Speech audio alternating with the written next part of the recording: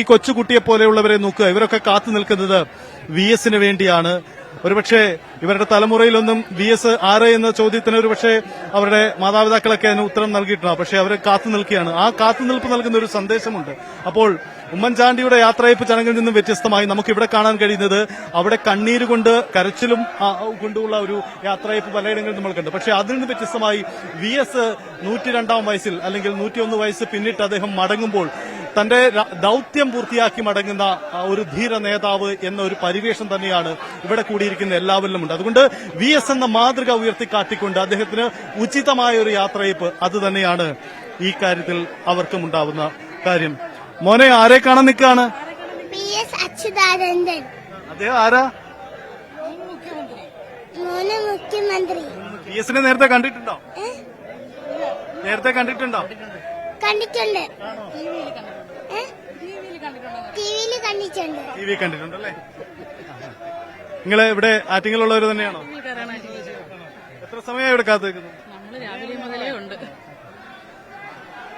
നല്ല മുഖ്യമന്ത്രി, നല്ല മനുഷ്യൻ, നമ്മളെല്ലാമെല്ലാമായി VS.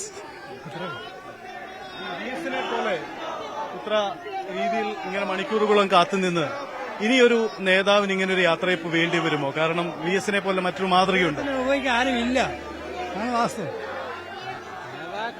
സത്യസന്ധത, ആത്മാർത്ഥത, അത് കവിഞ്ഞാരുമില്ല. പുതിയ തലമുറയെ നമുക്ക് അറിഞ്ഞുവിടാ. സത്യസന്ധത, ആത്മാർത്ഥത, നല്ല ക്ലാരിറ്റി VSന് മാത്രമേ ഉള്ളൂ. സാധാരണ ഒരു വ്യക്തിയുടെ മരണം, അദ്ദേഹത്തിന്റെ വിലാപയാത്ര എന്നൊക്കെ പറയുമ്പോൾ പലപ്പോഴും നമ്മൾ കാണാറുള്ളത് ഒരു ദുഃഖത്തിലാണ്. പക്ഷെ ഇവിടെ ഒരു വ്യക്തി ഒരു ദൌത്യം പൂർത്തിയാക്കി മടങ്ങുന്നു എന്നൊരു പ്രതീതിയാണ് നിങ്ങൾക്ക്. അതാണ് നമ്മൾ ഈ ആറ്റിങ്ങൽ നഗരത്തിലേക്ക് വിലാപയാത്ര കടന്നു വരികയാണ്. ഈ വഴിയിലൂടെ വേണം വിലാപയാത്ര കടന്നു വരാൻ.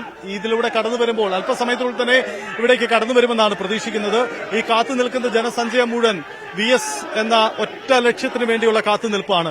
അതിനുശേഷം തിരുവനന്തപുരം ജില്ല പിന്നീടനെ വീണ്ടും പ്രധാനപ്പെട്ട 3-4 പോയിന്റുകൾ കൂടി പിന്നിടേണ്ടതുണ്ട്. അതിനുശേഷം കൊല്ലം ജില്ലയിലേക്കാണ്. സ്വാഭാവികമായും നമ്മളിപ്പോൾ കണ്ട കാഴ്ചയായിരിക്കില്ല ഒരുപക്ഷെ അർദ്ധരാത്രിയിലും കൊല്ലം നഗരം, കൊല്ലം ജില്ല പൂർണ്ണമായും ജനസഞ്ചയമായി മാറും എന്ന് തന്നെയാണ് പ്രതീക്ഷിക്കപ്പെടുന്നത്.